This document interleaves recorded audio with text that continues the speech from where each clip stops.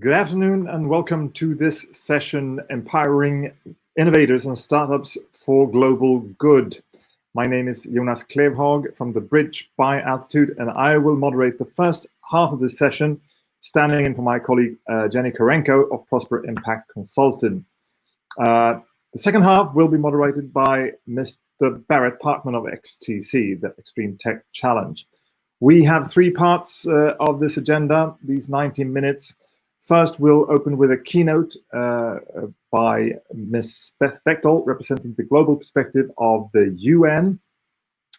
The second part will be a European perspective, where we'll have three social startups sharing their stories as part of the Samsung for Impact program, helping them on their way to impact. And finally, we'll have the global perspective again with the Extreme Tech Challenge with selected companies from that program. Please make yourselves known in the room. There should be a chat symbol or the chat to the right in your browser. Name, organization, location, just so that we get a sense of where you're all at today. Of course, mostly to submit your questions for the panels. Each of the two panel sessions will end with a Q&A, a short one.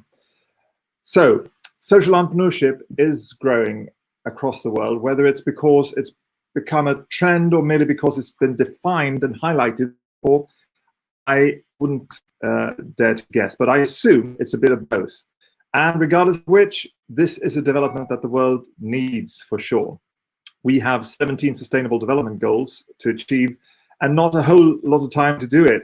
For the first time in many years, we can now reuse the famous moonshot words of President John F. Kennedy when he set out to reach the moon before this decade is out. And as cool as that may sound, it's also quite daunting, I think. We need to turn this planet and its people around in approximately the same amount of time before this decade is out. We also see a new leadership, I think, emerging to making this happen.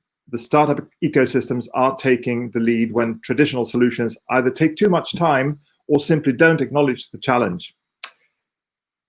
Our opening keynote speaker today, Beth Bechtel, is Deputy Director General at the Food and Agriculture Organization of the United Nations. In this role, she continues her service to food and agriculture, now on a global scale.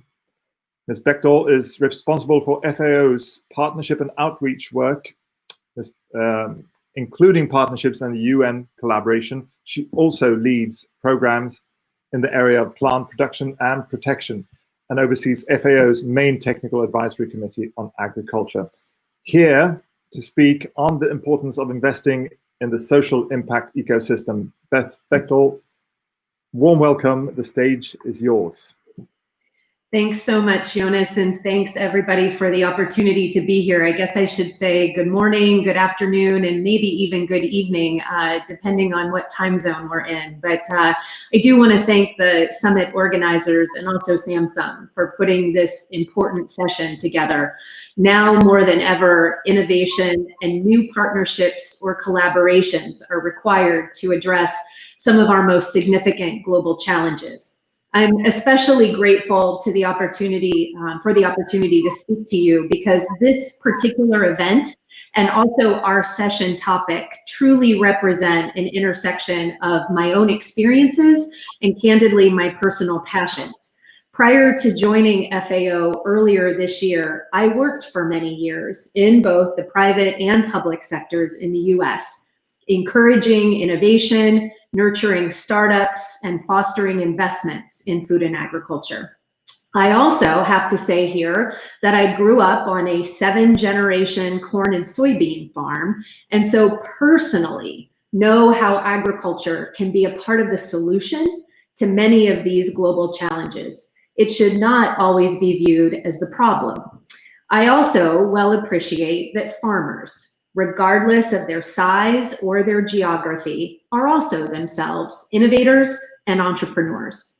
And now in my current role, I'm focused on many of these same priorities, but in service of, as you said, sustainable development and on a global scale. Given my role at the FAO, I now think about innovation and partnerships, or ways that we work together, through the lens of ending hunger and malnutrition, ending poverty, and also taking climate supportive actions. At FAO, our role within the United Nations system is to lead international efforts to defeat hunger and support the achievement, as you said, of the SDGs. We are responsible as FAO for 21 indicators across 6 of the SDGs. SDG 2, zero hunger; 5, gender equality; 6, clean water and sanitation; 12, responsible production and consumption; 14, life below water; and 15, life on land.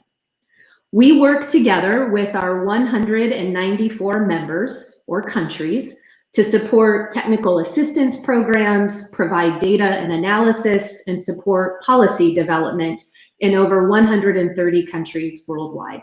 And just this month, we celebrated our 75th anniversary on World Food Day. So it's a special year for us in that regard as well. But the fact that you are all here today shows me that you recognize the importance of the SDGs and their role in achieving a better and more sustainable future for all of us. However, as Jonas said in his opening comments, as we enter the final 10 years of this 2030 agenda to reach these goals, we aren't on track. We are actually significantly far behind where we should be, where we need to be. And the current COVID-19 pandemic has made this deficit even more severe. The overall numbers are staggering. There are currently nearly 690 million people who are hungry, nearly 9% of the world's population. And an estimated 2 billion people in the world did not have access to safe, nutritious, and sufficient food in 2019. And that was before COVID-19. I don't know about the rest of you, but to me, this isn't acceptable, and we can and must do better. In fact, the amount of food that we create in the world today is sufficient to feed every single person. We have the ability, we have the resources to solve this problem, and many of the other SDGs as well. But the United Nations, or FAO, doing this on our own, or governments at the national level having to do it on their own, isn't working and is not going to solve a challenge of this magnitude. So if we are to have a world free from hunger and malnutrition and find solutions to these other large global issues, we need an all hands on deck approach. And I do see an absolutely essential role for the private sector in helping to make this happen. And beyond just traditional social giving, philanthropic giving, feeling good types of giving. In fact, we need the resources, the creativity, and the will of companies, large, medium, small, and micro scale, as we say, to spark the innovation to develop the new sustainable and accessible tools and systems that are needed to achieve the SDGs. And I'm especially encouraged by what I'm seeing. This event itself shows we are moving more to this way of thinking and acting. By the time we get to the place where these next opportunities will come, it's especially important for us to think about other types of companies that can participate in this work together. Large and established global companies and global innovators certainly have the resources and the networks to reach far and wide. But I truly believe that the innovation that needs to be transferable, needs to be adaptable, does lie in the smaller, more nimble startups who oftentimes are intensely laser focused on identifying the next game-changing solution to the problems we face. We will need to identify, nurture, harness, and scale these solutions and these startups if we will be able to achieve the SDGs. I recently had the pleasure of joining the Extreme Tech Challenge, the global startup competition that will be a part of the program here a little bit later, as a judge for the Ag Tech Food and Water category in this past year's competition. It was incredibly inspiring to see the ideas, the passion, and the energy that these startups brought, and the innovation for good that they are driving every day. There were startups using AI tools to support bee colony health, technologies to make food from carbon capture, building solar-powered irrigation systems for African farmers. And there was the XTC AgTech winner, who I think we'll hear from later in the session, Microgen Biotech, that uses bioremediation technology to block the uptake of heavy metals by crops and to protect soil health. These social entrepreneurs are truly focused on building back better. And I am pleased that all of you will have a similar experience as you move into the next parts of the session to see what a bright future we do have ahead if we can truly marry social entrepreneurship and innovation and sustainable development. Let me just end by saying how encouraged I am again to see so many of you joined together here today to create a dialogue and a platform to find the solutions that are needed to get us back on track towards SDG achievement. Together with strategic and innovative thought, smart and creative partnerships, and most importantly, agility, I do think we can get there. Thanks very much for letting me open up this really outstanding session, and I look forward to hearing a little bit more from the participants. And Jonas, I'll turn it back over to you. Thanks again. Thank you so much, Beth Bechtel of the FAO and the UN, for that inspiring and important opening keynote. We for sure know that there's lots to be done and little time to do it, so we need to step on it and get things going. As with this agenda, actually, we have a packed agenda ahead of us. We need to speed up social impact development. In healthcare, for instance, we know that regardless of country or continent, because of growing and aging populations, we will have to learn how to deliver more healthcare to more people at lower cost. This requires innovation, not just in healthcare services, but also in patients' self-care and not least in preventive care. And this in turn requires new business and engagement models for people. When it comes to access to water, clean air and climate safe communities, we know that the markets don't reflect the real costs of exploiting these resources, and that in turn requires not just new business models, but most likely new economic thinking, new paradigms like, for instance, the donut economics, stakeholder capitalism, new green deals, and many more ideas to come. And these circumstances are not just challenges for business as usual, they are very much opportunities for new, fast-paced social startups. We can regard them as speedboats that maneuver with more agility than the big system oil tankers, perhaps. But sailing speedboats is also a difficult and sometimes dangerous task, and you can easily be run over by an oil tanker if you're not careful. So speedboats are becoming increasingly good at collaborating for greater success, not just with each other, but also with the oil tankers, actually, the clever oil tankers, that is. So the Samsung for Impact program is a program that enables startups to be mentored by companies that have already scaled and to access networks across the world for faster growth. We are joined here today by 3 of these social startups from Europe and from the Samsung for Impact program, and they will share their insights and stories to help us learn how we may help them better, perhaps. First, I would like to welcome Carolina Gurgul, creative copywriter and content creator for Planet Heroes. Hello. Welcome. Welcome, everyone. Thank you. Before I ask you a question, here is a short introduction video to Planet Heroes. Could you please show this?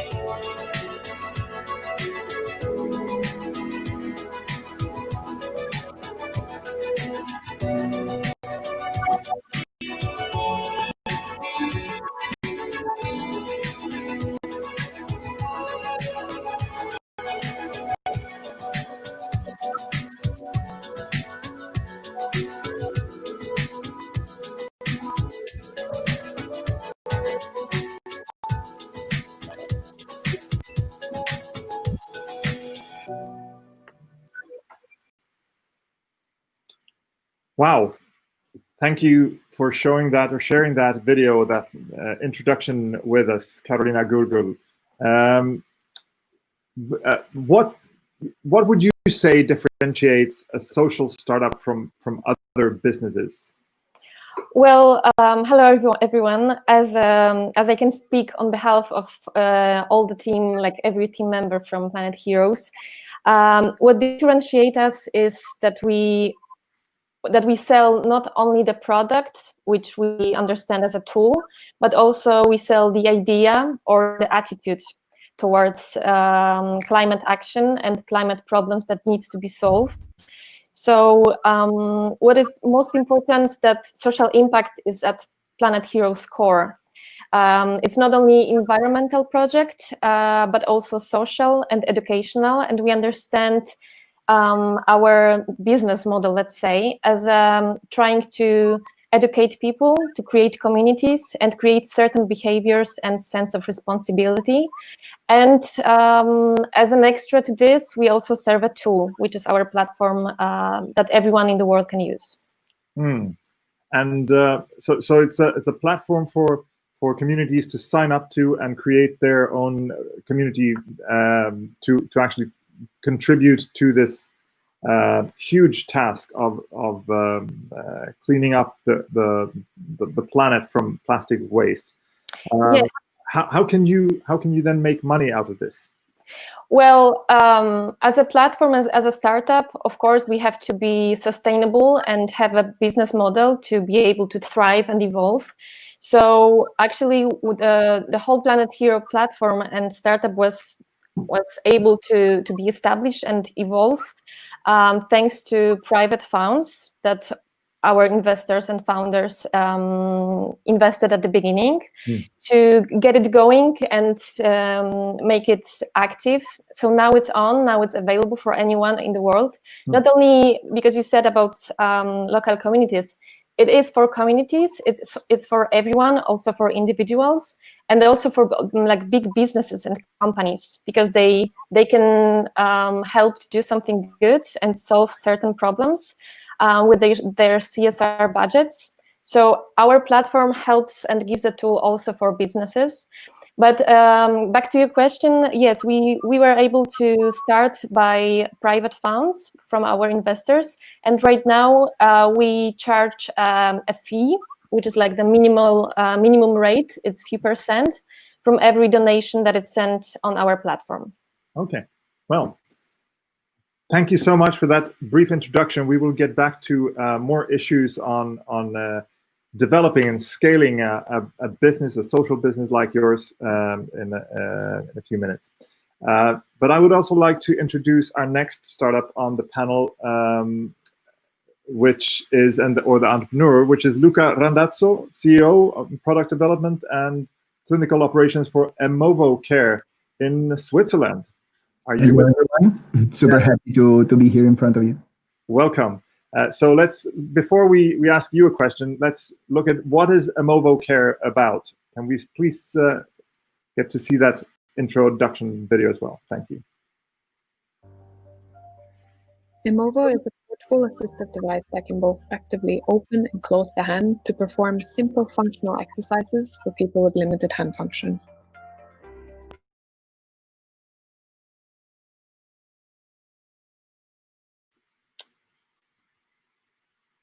Did we lose the video there?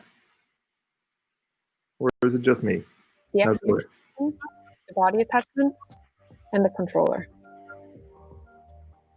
The exoskeleton is composed of artificial tendons that globally open and close the hand, and the control unit placed at the hip. The electronics, battery, and motors that actuate the tendons are contained in the control unit, thus reducing the weight on the hands and enabling use in wet environments. The body attachments are composed of soft and comfortable fabrics, namely a glove and an armband, that the user can autonomously wear on and off and wash when needed. The tendons are simply attached and detached to the fabrics. The controller to open and close the hand is a remote push button that allows the user to independently control the desired range of motion. Here we see a patient who is trying to grasp a bottle. With the device, the patient is able to grasp, hold, and move the bottle and similar objects, such as a cup of coffee.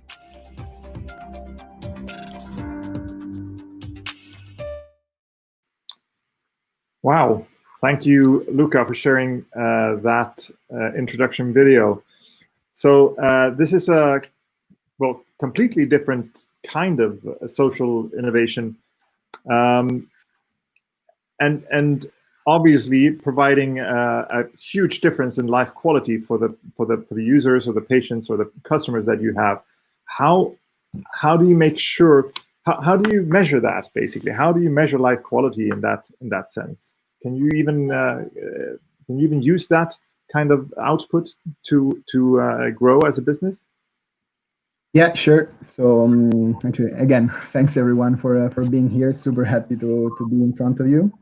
And as you, Jonas, pointed out, actually, one in the very beginning, one of our very biggest mission is to deliver this care directly at home. So this is where we try and intensify the life quality for these users. So how do we measure this? Basically, for us, it's we aim at providing assisting these users by providing them independence, by assisting them in simple activities of daily living, so that they don't rely any longer on somebody else. And in parallel, we aim at accelerating the recovery itself for those patients who can. So by bringing this intensive movement therapy at home, we can accelerate this. So how do we measure this? Basically, for us, it is a reduction in the overall amount of disability, and hopefully in the long term, a return to work. So these are more or less our biggest metric for how much we can accelerate the recovery of these users and how much we can reduce their dependency on somebody else. Fantastic. And how do you, as a social startup, make sure you have positive impact on people and planet? I mean, in this case, it's you're obviously doing something which is regarded as just good and a good solution, but are there systematic ways to make sure that you're actually doing something that is improving the life for people, or are there systematic ways to go about that? Yeah, sure. Basically, what we say is that further than just the functional improvement on being able to grasp and living independently, we see a great psychological benefit for these users. The fact that you don't have to rely anymore on, for example, your spouse or any relative to bring you maybe to the other side of the city to perform this therapy. This is super, very empowering for these users. And actually, just basically to give you an example, so where does this come from? So my sister herself, she has a cerebral palsy, a disability, and this is she's the reason why I decided to become an engineer. And for her, the very first time that we tried this device, we were working together. When I asked her which was the value that she was getting from this, rather than the functionality, was the fact of having worked together on something. or having been part of a project that was not just being home and doing nothing. Because if you are disabled, maybe you've lost your job, you've lost your work, and you feel useless. So this was something that we keep pushing at the mobile. So for example, we run another association where we keep creating these hackathons where we put together users with disabilities together with engineers to try and really create this community to break disability, not just functionally, by creating inclusion. So this is really what we try and do to positively impact these users, not just functionally, but also in terms of belonging to a community. Sounds like you have been successful in quantifying kind of hard to quantify qualities in life, but congratulations on that. And it obviously turns into very good narrative and logic. Thank you, Luca Randazzo from Emovocare. And third, we have Alexander Krawinkel from co-founder of FIMO Health in Germany. Are you with us, Alexander? Yeah, I'm here, and thanks for being here. Right. Very happy about that. Welcome to the session. So this is your introductory 90-second video.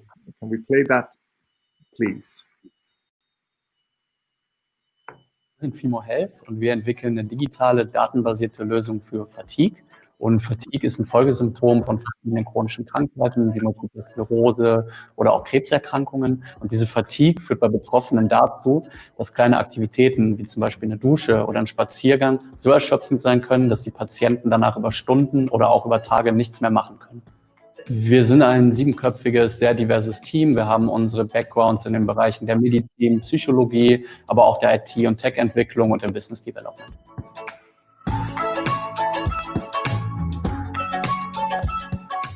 Bei unserer Lösung geht es darum, eine hochgradig individuelle und subjektive Krankheit objektiv zu erfassen. Bedeutet, Fatigue hat sehr viele verschiedene Einflussfaktoren, bedeutet sowas wie Licht, Puls, Stress, Helligkeit, Umgebungslautstärke.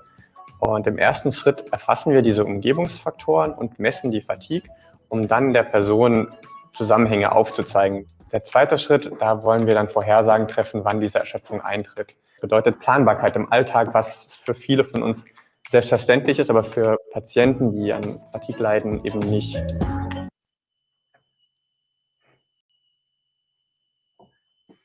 Thank you, Alexander. So we are talking today about social startups or social entrepreneurship. Why is it important, do you think, to differentiate social startups from other businesses? I believe it is important to differentiate social startups from other startups because most of the entrepreneurs and people who found the companies kind of want to change the world. So they are following a mission, which often also is like key of the 17 SDGs. And like in our case, for example, it was that we want to help people to increase their quality of life and in general improve the healthcare system. But I believe this also counts for all the other startups within the social environment, may it be either like within sustainability, with health, or with other topics. Okay, so and tell us a bit more about the solution that you have developed. What kind of problem are you addressing? You mentioned that you call it fatigue, but how does this affect people in your patients if not addressed? Yeah, for patients who suffer from chronic diseases such as multiple sclerosis or cancer, like the fatigue is way different than what we feel like when we are being exhausted or kind of tired. Because for people who suffer from a chronic disease-related fatigue, for example, the multiple sclerosis, small activities like taking a shower or going for a walk or playing with the kids can exhaust the patient so much that they need to recover for hours or sometimes even days. And with our solution, we are measuring all the influencing factors that are affecting this fatigue, such as physical activity, sleep, stress, or temperature and light, and analyzing the data and providing a tool to the patient so that they can better understand the fatigue and counteract it. And in addition to that, doctors have the possibility with our data to improve their anamnesis process and design more individualized therapy and medication plans. Thank you. So a question actually to all three of you. It seems from listening to these introductions that there's obviously a lot of research and a lot of development going into your solutions. But usually when you hear about these stories, it sounds as simple as sliced bread. So you often hear a shorter version or something like that. So I'm just curious to learn a bit more. How long have you been working on these solutions? How long have you been in business, reaching for the market? Alexander, would you start by giving us your background story? Yeah, sure, I can go ahead. Our idea was born at a hackathon 1.5 years ago. So where the challenge was to build a digital solution for cancer or MS patients. And that's where I also met two of my co-founders. And yeah, the idea was born there, and then we followed it. We won a prize at the hackathon, and then we talked to different experts, like maybe medical professionals, pharmaceutical companies, health insurance providers, and the patients, of course, as well, and the doctors. And all the positive feedback we got motivated us to follow with our idea. And yeah, roughly 1 year ago, then we decided to quit our jobs that we had at that time, because it more become not only a hobby to work on the idea, because it more became like a full-time profession that we needed to fulfill. So we founded the company 1 year ago, and since that we are working on it. Good going. Thank you, and congratulations. Carolina, how long ago was your initiative started? Przemek Pyziel, the founder of Planet Heroes, together with other founders, actually they started 1 year ago. So this November 2020 is our 1 year anniversary. And it all started from the idea that we are a group of a team of people with different skills, some from IT, some from creative, some from business and startups. So we decided to join our forces and do something together. So after this, we started to collaborate with Samsung Incubator. We also collaborated with United Nations, and it helped us to get support and get seen.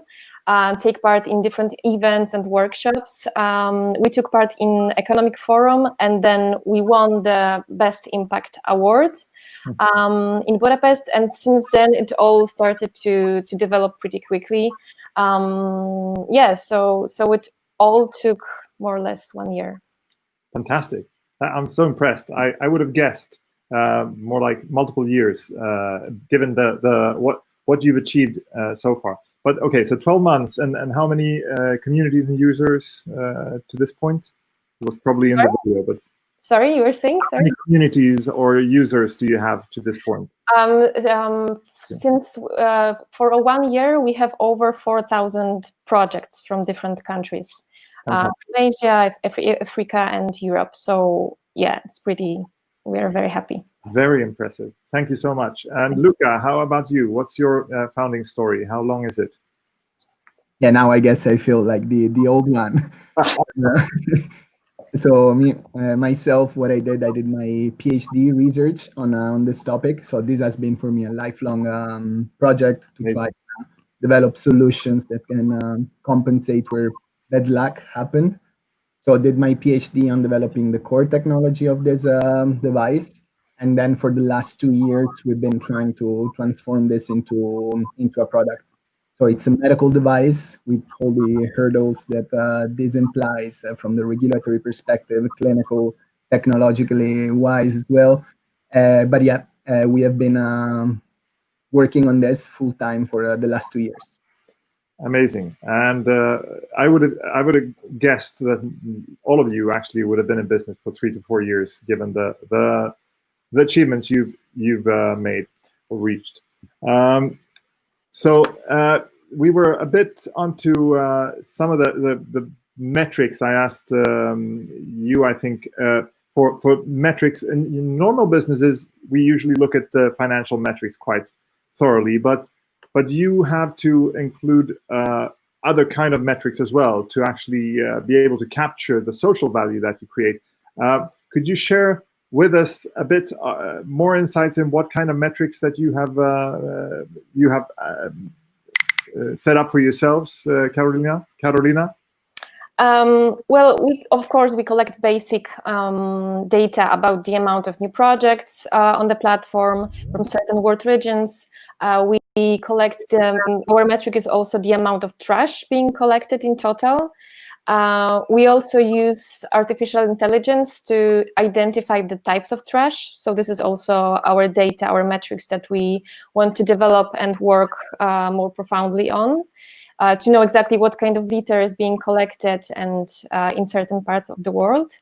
In long term, we also want to measure the dependence between the amount of received donations and repeated projects by the same activists. But on our platform, the metric of growth is simultaneously the metric of social impact, because our platform gets bigger and grows. The more projects are there, and the more projects are there, the more litter being collected from the planet. And in terms of business income, we profit, as I said, only from the lowest fee from every payment. So of course, the more projects and donations are sent, the more commission we get.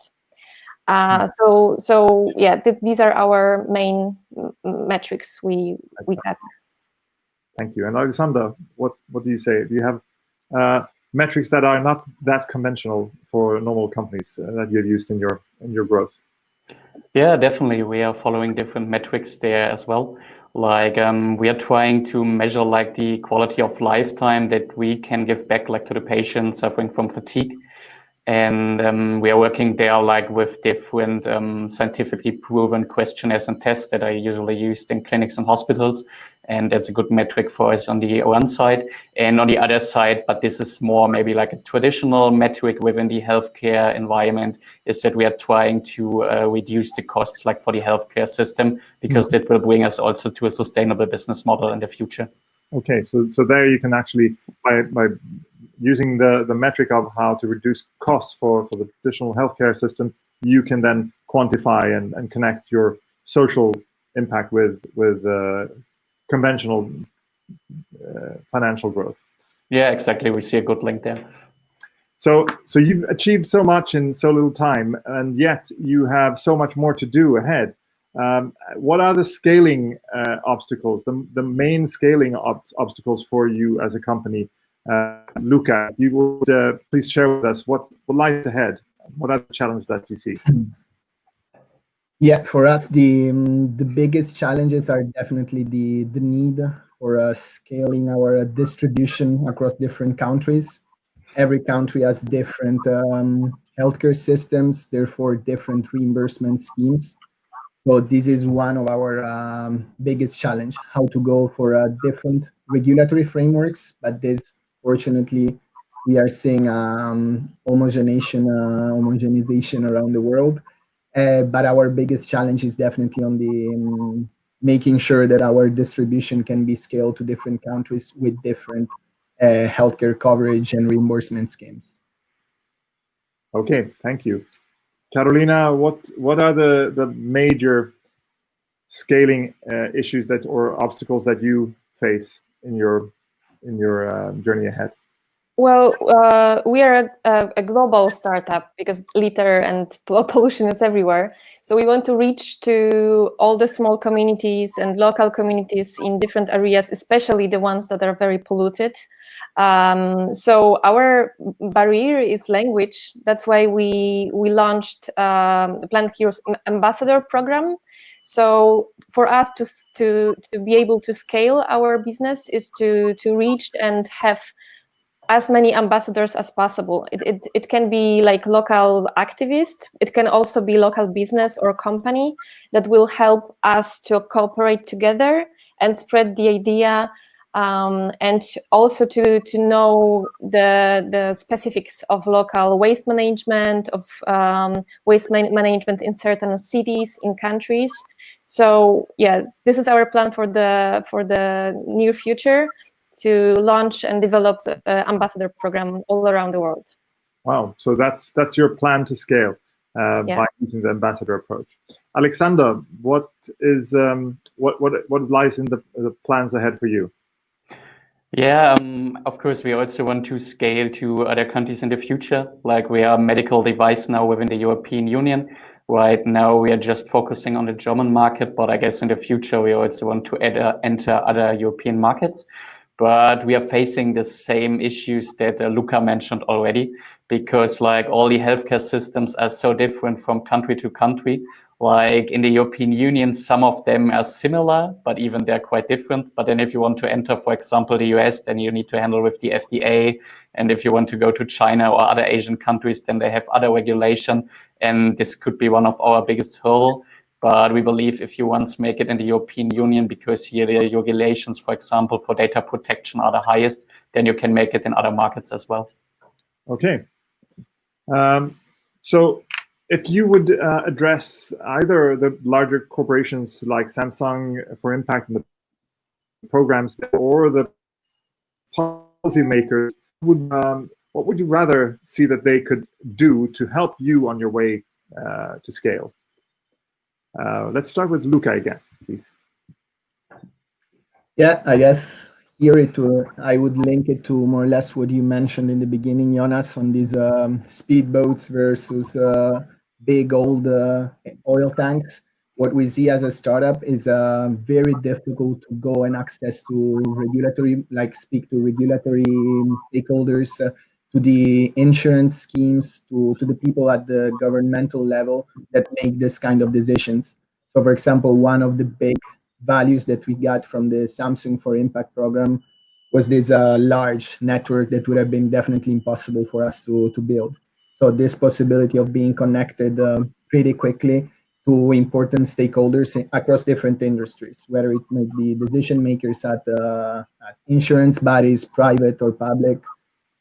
So this would be, I guess, my ask in terms of support to try and have a fast track for startups that can move pretty fast, as was said in the keynote, but typically do not have the resources to access the decision makers. Right. So fast track for funding, or for accessing the funding bodies of healthcare and I guess this one, and but also more interestingly, to be part of the conversations with these decision makers for everything that relates to reimbursement schemes, healthcare coverages, how for example, in our case, our healthcare solutions could get coverage faster through these schemes. Okay, Alexander, what would be the magic wand that you would use on policymakers or larger corporations for support on your journey ahead?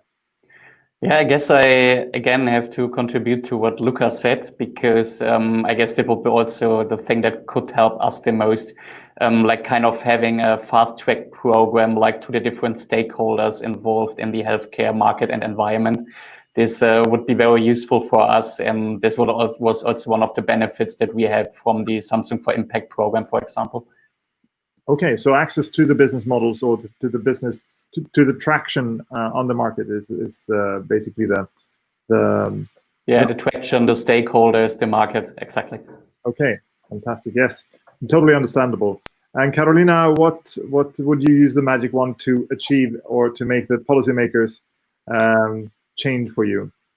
Well, we believe like now we are ready to cooperate and work with big businesses and companies. As we know, in times of crisis, the business with CSR budgets are much more resilient, and they have good reputation, and they just want to do something good. So we are very open to work together with companies in workshops, in summits like this, to try to develop a good model, a CSR model, where they can do something good with our platform and reach to certain problems. And for them, it can also be beneficial in terms of building a team spirit, in spending these CSR budgets, and try to do something good while also caring about economic value and profit. Okay, so fast track and traction on the market would be the most obvious ones to help you scale to the point that where you actually need to scale. How much bigger do you need to get before you're actually happy to see the moonshot coming becoming true? For you to start with, Carolina, how much more do you need to scale? Well, our founder said that when he see 1 million tons of trash being collected, then we are very happy. so this is something that we want to achieve. But our dream is to work with big companies, and but we understand them as our ambassadors in certain parts of the world. So we can spread the idea and have ambassador in every country, actually. So in every country we have our Planet Hero ambassador that help to create events in local communities and do something for certain countries and areas. So we're concluding with a bit of a Q&A here from the chat as well, and we've received a few questions. I think we've covered a few of them already, but the last one coming in here from Shimei, how has COVID impacted your businesses? Let's continue with you, Carolina. Have you seen any impact from the COVID crisis in your development? Yes, obviously. When in spring, when there was a first wave and there was a complete lockdown, at least here in Poland, we couldn't organize any events, so everything was simply stuck. Of course, people still and they do go out and collect the trash in a mask and just by themselves or with families. But we were not able, and we did not want to promote the big groups activities outdoors because there was a lockdown. So it was very, very down to earth obstacle that we had, of course. Totally understandable. It's so different from business to business. Alexander, how has your business been impacted by the COVID pandemic? Yeah, for us, especially in the beginning, it was also critical during the lockdown because we were not able to work with the patients anymore. So we were running a couple of different clinical trials and pilots with clinics, and we needed to stop all of them for at least a few months. Fortunately, we were able to continue them a few weeks ago. But now I fear that we have to stop again in the next couple of weeks, as the next lockdown is probably coming here in Germany in the upcoming weeks. But on the other side, we also see COVID as a possibility because unfortunately up to 40 to 50% who suffer from COVID also develop fatigue, and up to 30 or 40% out of them on a chronic level. So we are preparing now a clinical trial for beginning of next year with COVID-related fatigue patients.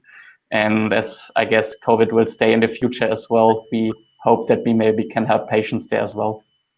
I assume that with a health tech solution like yours, you also are actually given a good case when people aren't so willing to get to the healthcare facilities or so that rather stay at home with their cell phone in their hand. So those solutions would have a better outlook to grow even in spite of the pandemic, I suppose. Yeah, we see a huge demand there in our solution and other solution as well during the last couple of months. Yeah, totally agree. And Luca, how have your business been affected by the pandemic? I guess now it's my turn to piggyback on Alex's answer because we had exactly the same experience. What we do, we do a lot of pilot trials at the clinical partners. And when the whole COVID started, all of this stopped because our patients are typically considered high risk. So all of our clinical activities stopped. What we did, we focused greatly our activities on the whole regulatory side. so to putting up our whole documentation. And again, to follow up on what Alex said, this whole pandemic is showing the need of these solutions to bring care at home. When these patients were not able anymore to go to their weekly physiotherapy, occupational therapy session, and then you suffer from secondary consequences such as contractures or increased pain, then you really understand what is the need of bringing care at home, of having this intensive care. So we hope that we can make our case there as well. Fantastic. Thank you so much, all of you, and congratulations on your tremendous work for good causes, all three of you. With that, I would like to conclude this portion of the panel and introduce the next part, which will focus more on the global efforts and the Extreme Tech Challenge. Barrett Parkman, CEO of the Extreme Tech Challenge, the stage is yours. Are you ready? Barrett, are you there with us? Hi, Jonas. We're going to go straight to a video to introduce XTC to start us off. Okay.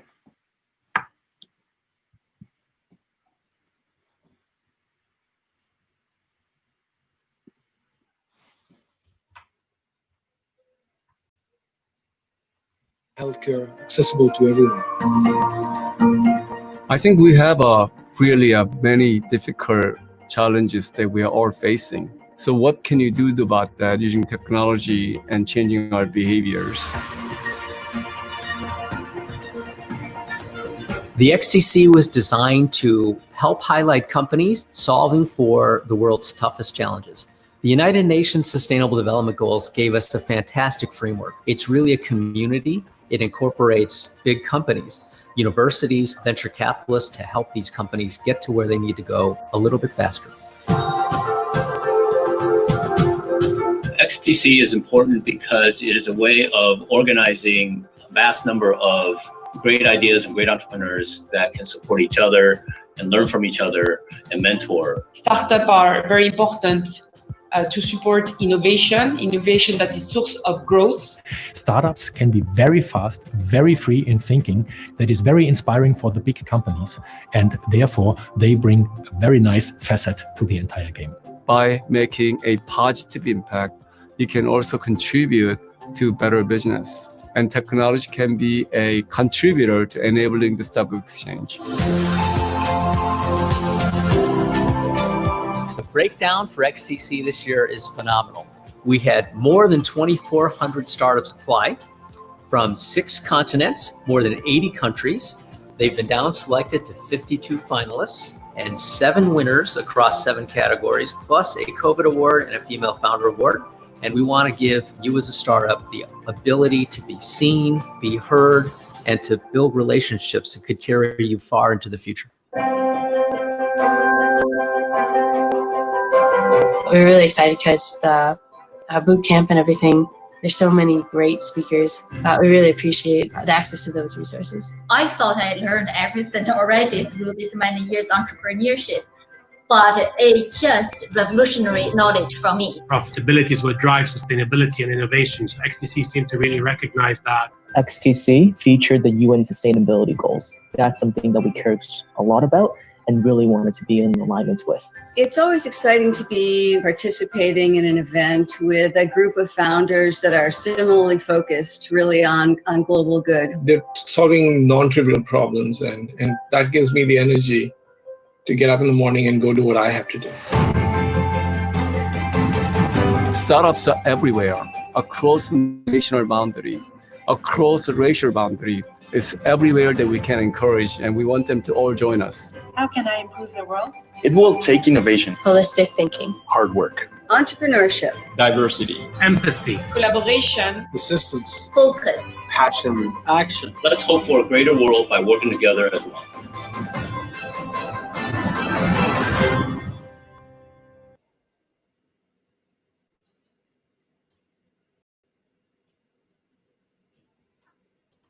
Hi, I'm Barrett Parkman, the co-managing director of the Extreme Tech Challenge. It's a pleasure to be with you all today at the European SDG Summit. I'd much prefer to be with you all in Brussels, but this will have to do for now. It's clearer than ever that the world is facing extreme challenges, from COVID-19 that has infected millions globally, to climate change that is causing natural disasters around the world, to deep inequalities that exclude entire populations from opportunities and progress. The SDGs, though written almost 5 years ago, are more relevant today than ever before. The Extreme Tech Challenge is founded on the belief that startups are often our best hope to unleash the innovation that is needed to solve these challenges. XDC is dedicated to finding startups that are innovating for good and empowering them with a network of investors, corporations, and mentors to access the resources they need to scale their business and their impact. XDC is a nonprofit organization that is supported by over 40 partners, including Samsung, Deutsche Telekom, Adeo, Microsoft, NXP, and Vivatech. Over 2,400 startups from 87 countries applied to XDC 2020 that culminated in July. Over 100 global VCs reviewed the applications and selected just 52 finalists. Each of them joined the XDC Bootcamp and finals, where they received unique access to leaders like Jerry Yang, the co-founder of Yahoo, Tim Draper, the founder of Draper Associates, Young Sun, the CSO of Samsung, and a host of investment leaders from prestigious VC firms and other global corporations. These startups have raised over $50 million since becoming XDC finalists, despite the headwinds of a pandemic. In this session, I'm honored to be joined by 3 incredible entrepreneurs who saw extreme problems in the world and decided to build a business to address them. I'm going to give them, each one of them, a few minutes to introduce themselves and their company before I ask them all some questions. First, today we have Shumei Germain, the founder of Microgen, an ag-tech startup that reduces heavy metals in our soils and food supply. Shumei, please begin. Great. Here.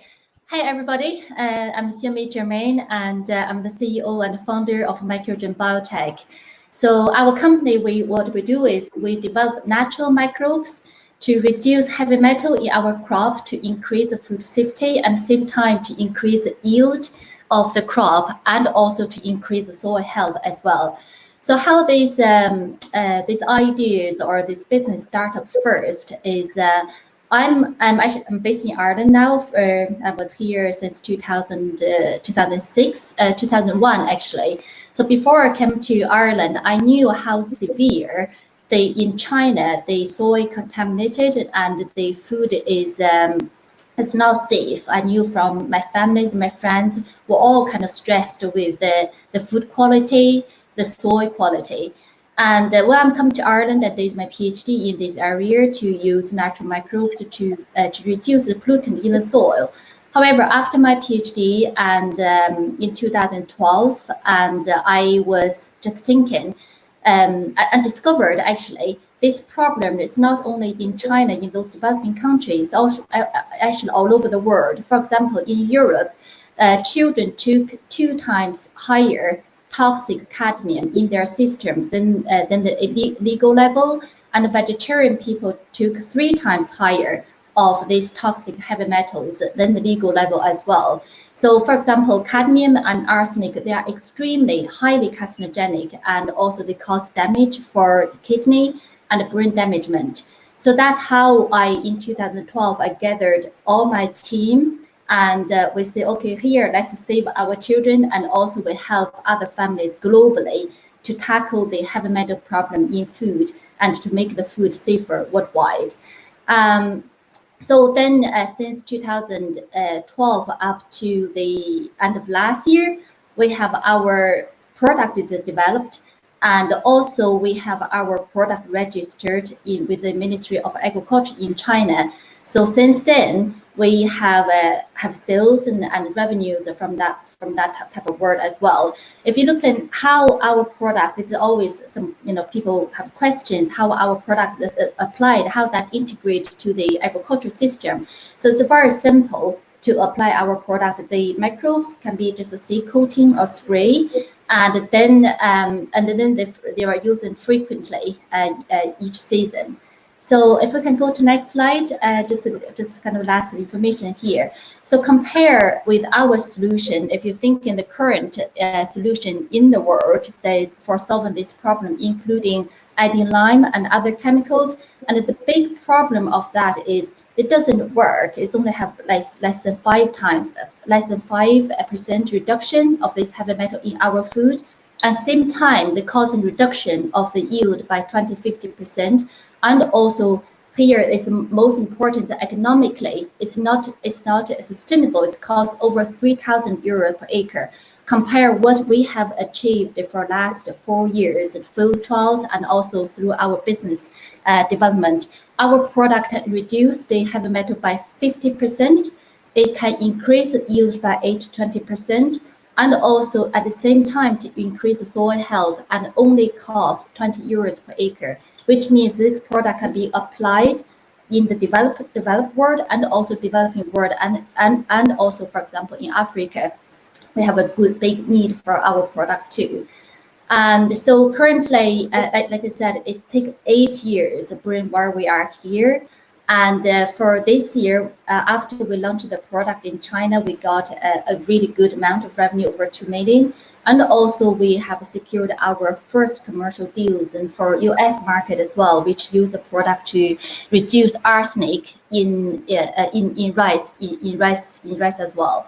So globally, the policy and also consumer actually toward food safety. For example, the Europe have the regulation to tackle the heavy metal problem in vegetable staple food, for example, rice, potatoes. And in US, for California, there's 10 to 20 times cadmium in their leafy green. So in California, the government there try to tackle this problem too. And China is a big, massive market, and the environmental policies to want to get the soil is safer, 95% by 2025, and also the food is safer. So we are at this moment in a very good marketplace, and at the same time, it's big social impact for what we do for food safety, for human health, for soil health, and for helping the world for food security as well. So that's from us, Microgen Biotech. Thank you very much, Shumei.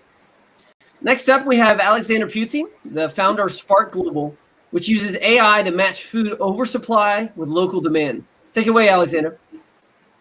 Thank you. Yes, hi. Pleased to be here. My name is Alex. I'm the founder of Spark Global. We're actually based in Berlin, Germany. And our mission, as Brett said, our mission is to turn food waste in the supply chain into a global business. I'm a passionate entrepreneur with a background in engineering. I earned my MBA from Wharton and founded a number of tech companies until I was misdiagnosed with cancer. But don't worry, I'm fit and happy. But I asked myself, how can I apply my skills to something meaningful? So I became intrigued by the massive food waste problem. I simply could not believe 1.6 billion tons of perfect food is wasted every year, mostly in the supply chain, before it reaches your dinner table. I was also surprised to learn that food waste is one of the largest CO2 emitters, 4 times bigger than global air traffic. So our solution is an AI-driven distribution approach to eliminate food waste in the supply chain. Think Amazon or food oversupply. Our platform uses machine learning and artificial intelligence to rapidly match food oversupply with demand, to move from waste to rescue, to avoid eventually. And this can only be achieved by understanding data of physical goods, real-time matching of supply and demand, and predictive analytics to anticipate where and when there will be food oversupply. Thank you. Thanks, Alex. Appreciate it.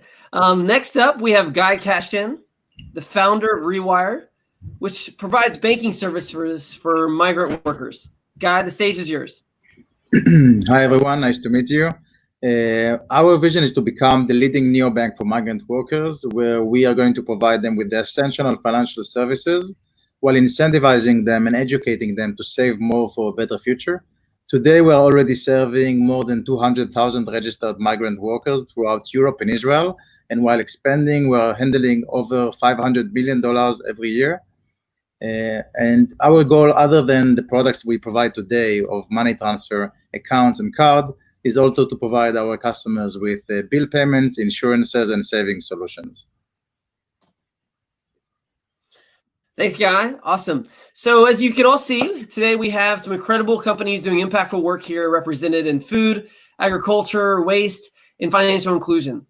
I think we're going to get right to the panel discussion now. The first question I'd like to pose to the panel, and I'll start with you, Alex. What steps have you taken to understand the problem you are addressing? And how do you validate that it solves a problem for your customers and also drives impact? Alex, I believe you're muted. Yes, okay, you're right. Yeah. So the first thing I do when I start a company, I try to get in front of decision makers right away. Yeah, to like really be fast to validate assumptions and see if it's relevant, to assess product and market fit.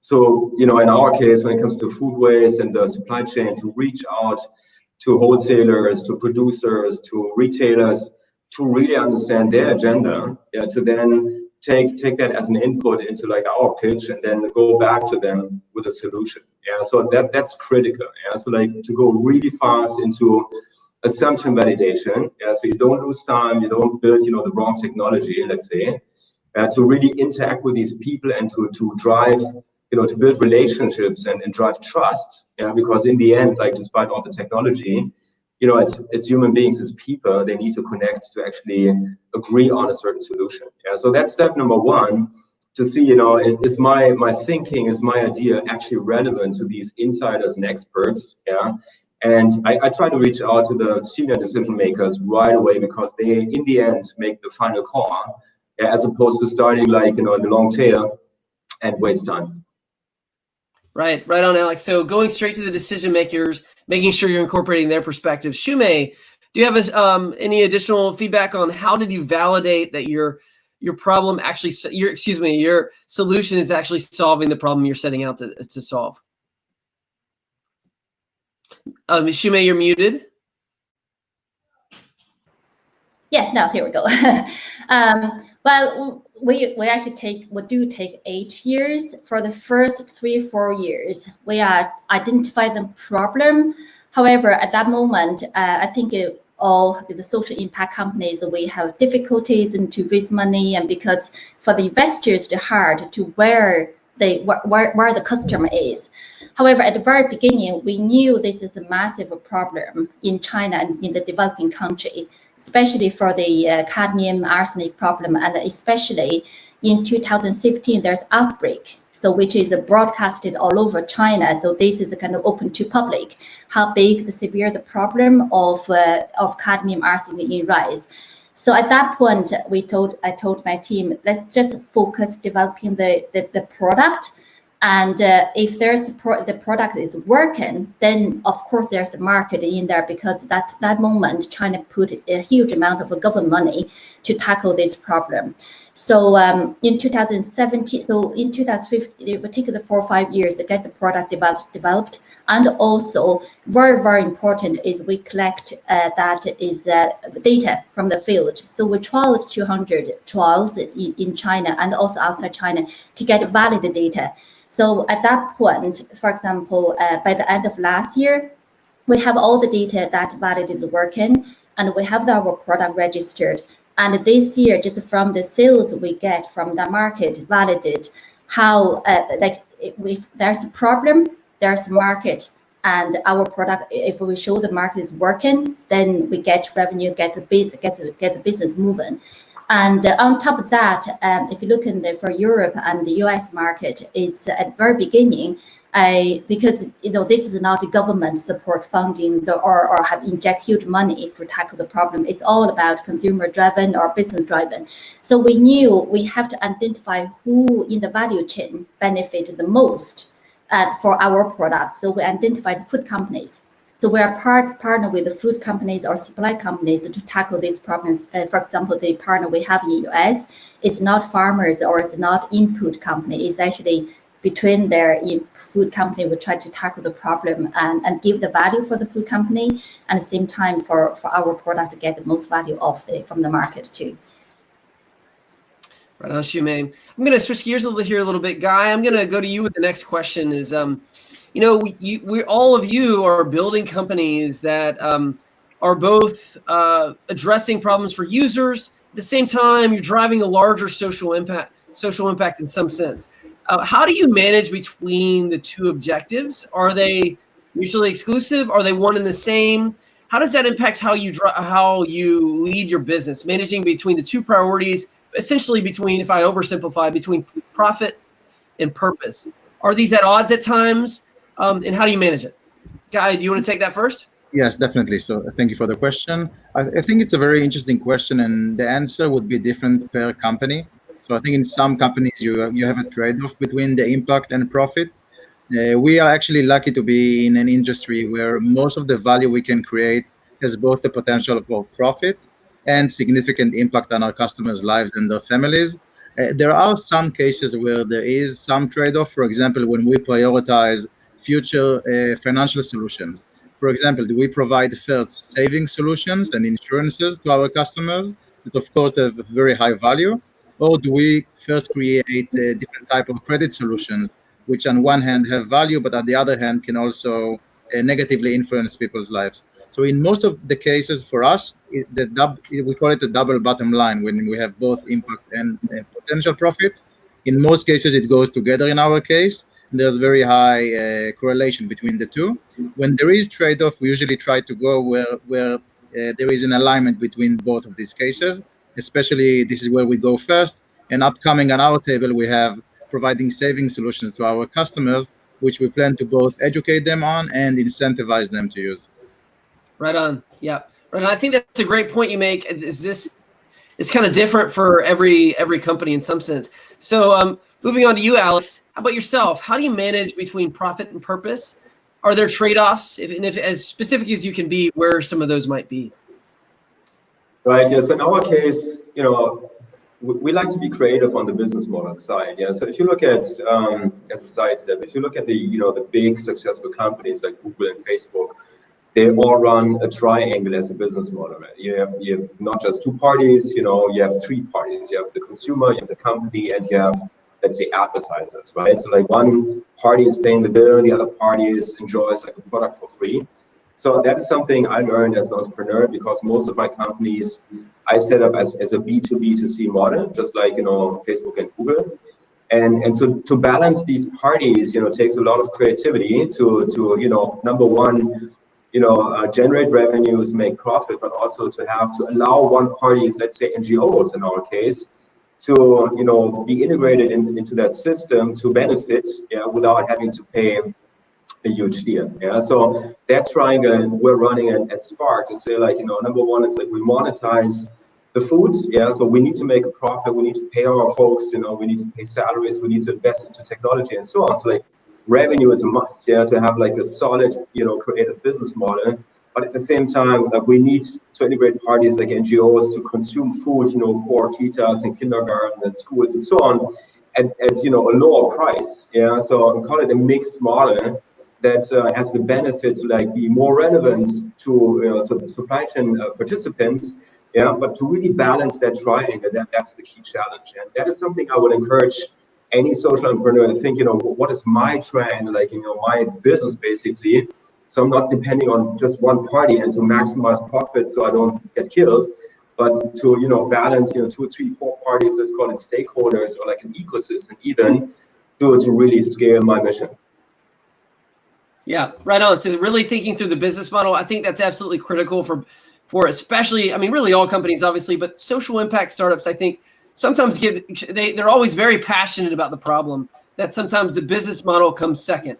But in truth, I think what I hear you saying is if you want to scale your passion, your mission, you've got to align your business model. And Shumei, do you want to add to that? The question around managing profit and purpose? Yeah, so for our business, of course, it didn't have a big, massive social impact here.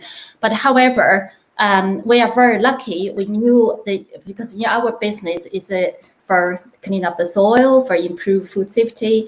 We have a very existing business models that, for example, what we proved in China, and we already proved the business model in US as well, because there's buyer, there's consumers, there's customers there.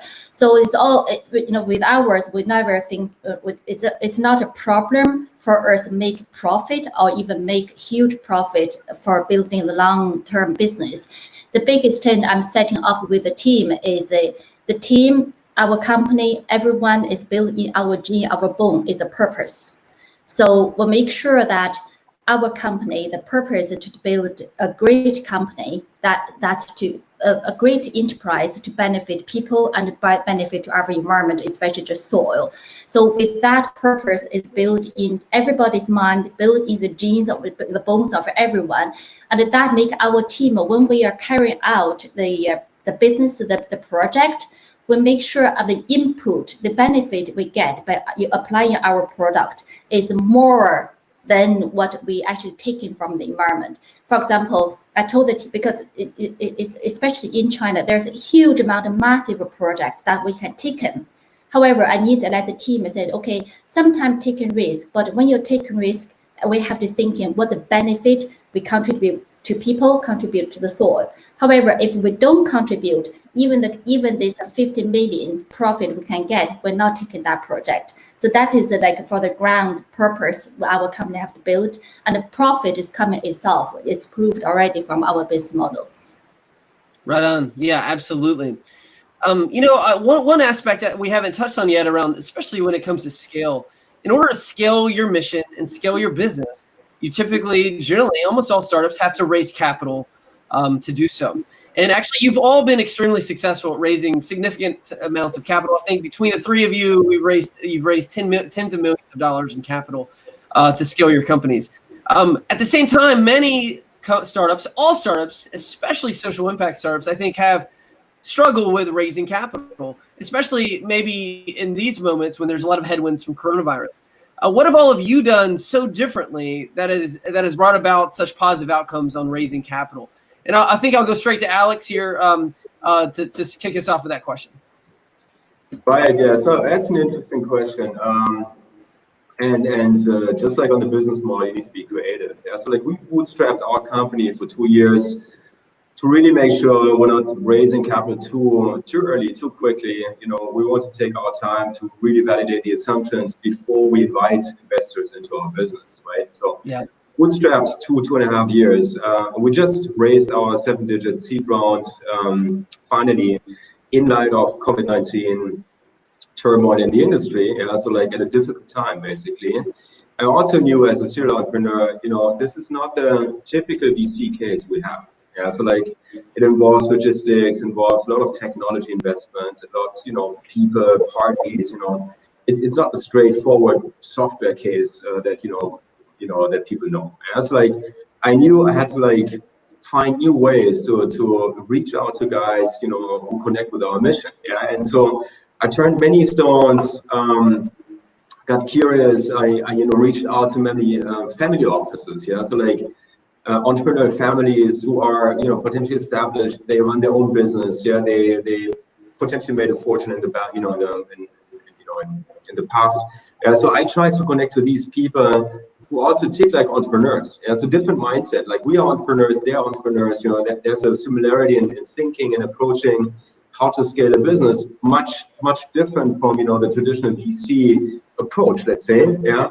So I'm not saying we're not a VC case for good. Yeah, we might be very interesting for VCs later on, but like to bootstrap and scale the company first, I knew I had to reach out to different people basically. So I found a lot of family offices in the food industry, logistics, basically technology, and these are basically have become the investors into our business right now.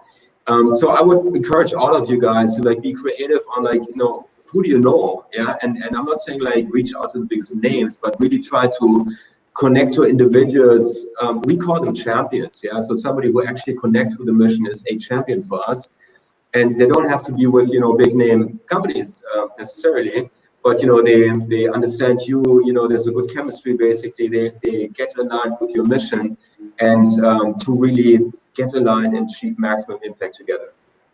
Yeah.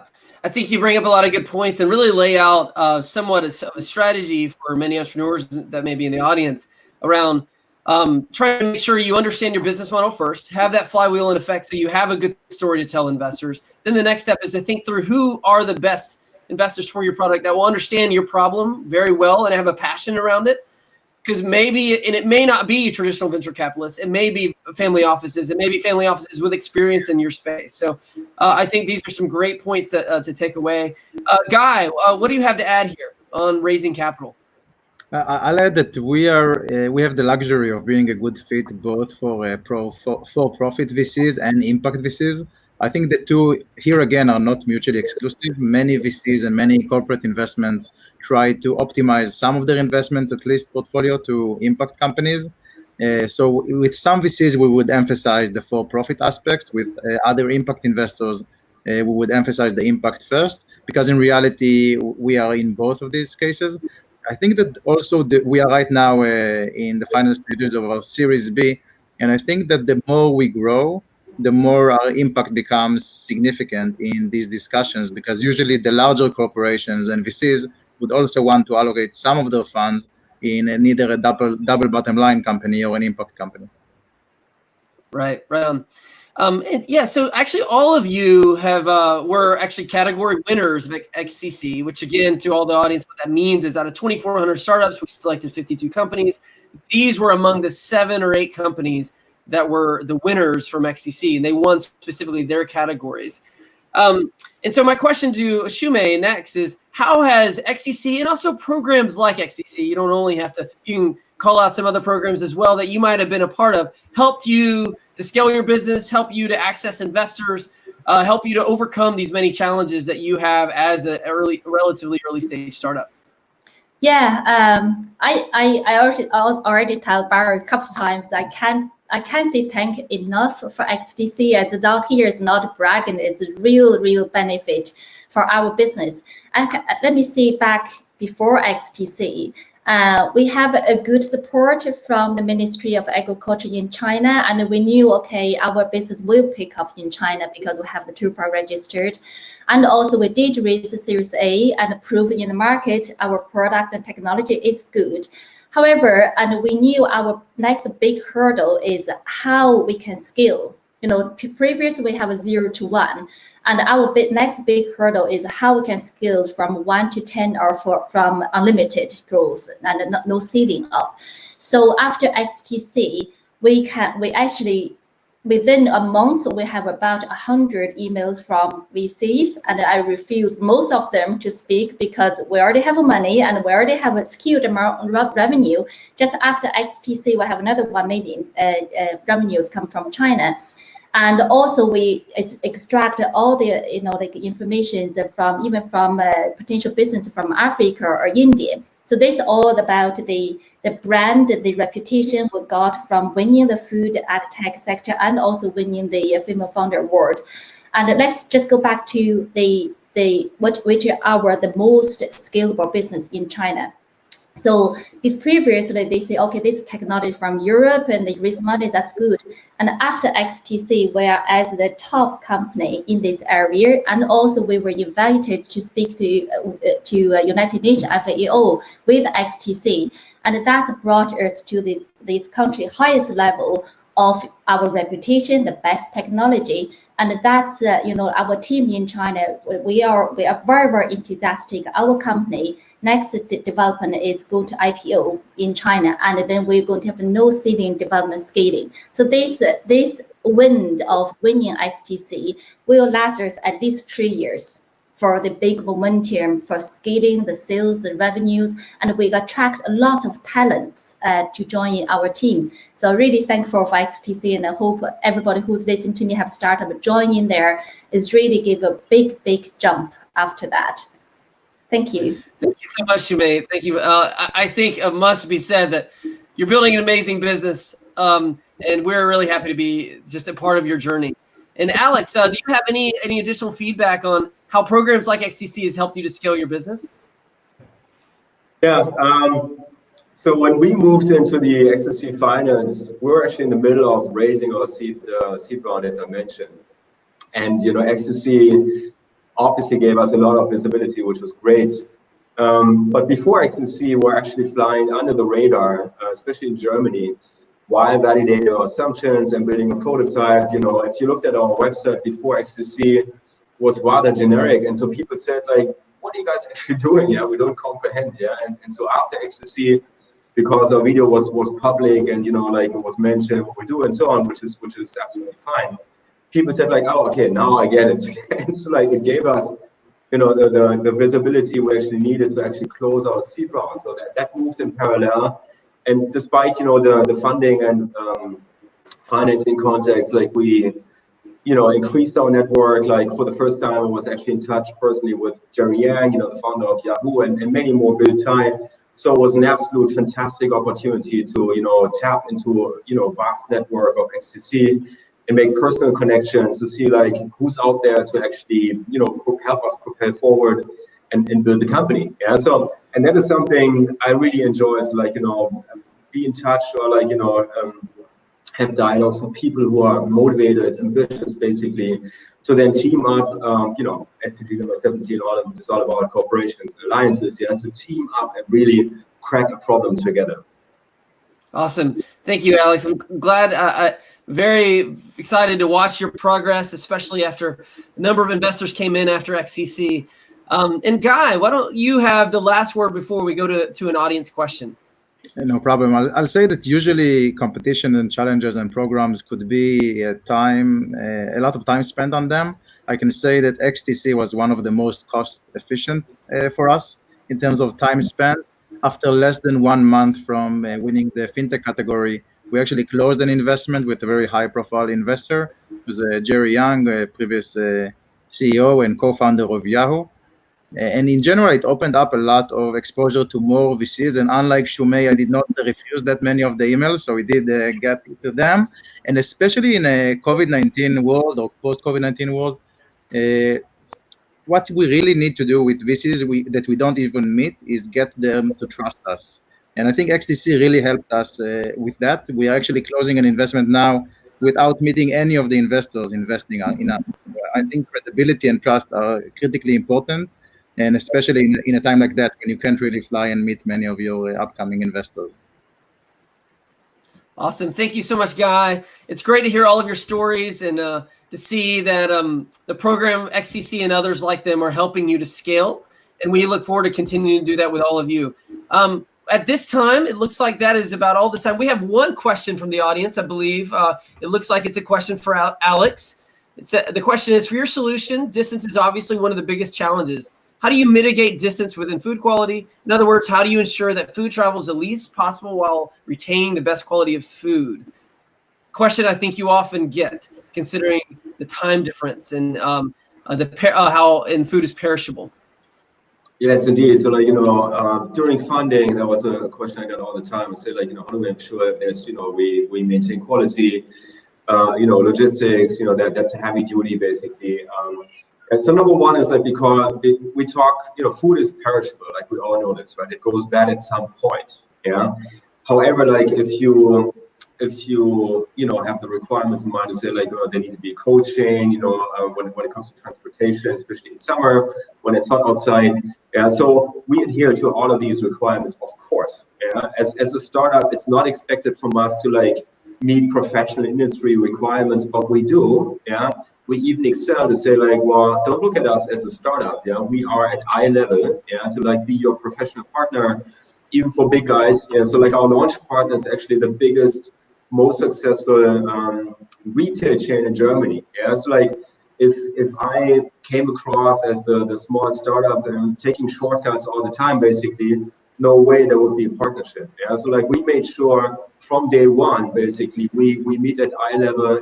We anticipate what their questions might be when it comes to food quality, logistics, and so on. To come across as a professional partner to really impress these people and say like, well, actually, we respect the same requirements, but as a startup, we're even faster. Yeah, so that speed and professionalism really impress people.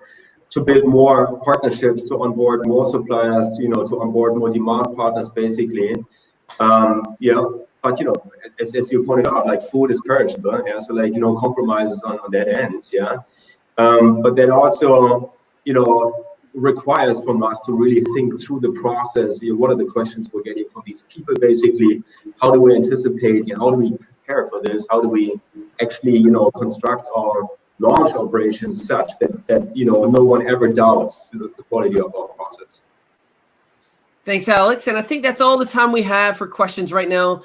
Thank you so much to all of our panelists, Shumei, Alex, and Guy. It's been a pleasure to get to know your business more. For all those in the audience, please think through how you can help these companies and other companies like them to achieve their mission. At the same time, if you're an entrepreneur doing something good for the world, you can also apply just like them at extremetechchallenge.org. We'd love to get to know your business as well. But thank you all so much for being with us. It's been our pleasure. Have a wonderful day. Thank you. Thank you. Thank you, Barrett, and thank you, Guy, Alexander, and Shimei. So I think we've seen proof that startups are the speed and the passion and the guts that we really need to address the SDGs and achieve the moonshots in time before this decade is out. But to do that, we need to help them reach traction faster, to connect with funding and existing business models, and to scale globally by supporting on language and regulatory aspects, I suppose, was also mentioned as the obstacles on the way. We've heard examples from almost all of the challenges. Well, we've seen food, agriculture, poverty fighting, healthcare, and waste. So I think we've covered quite a number of these SDGs in terms of topics. We've also seen examples in the chat that startups are actually very good at using all opportunities to both pitch, network, and to connect. So you never know where to find the next winner of the XDC or the Samsung for Impact programs. Please check out the links in the chat to learn more about the Samsung for Impact and the next application for Extreme Tech Challenge. Thank you for joining us this afternoon, and have a good day.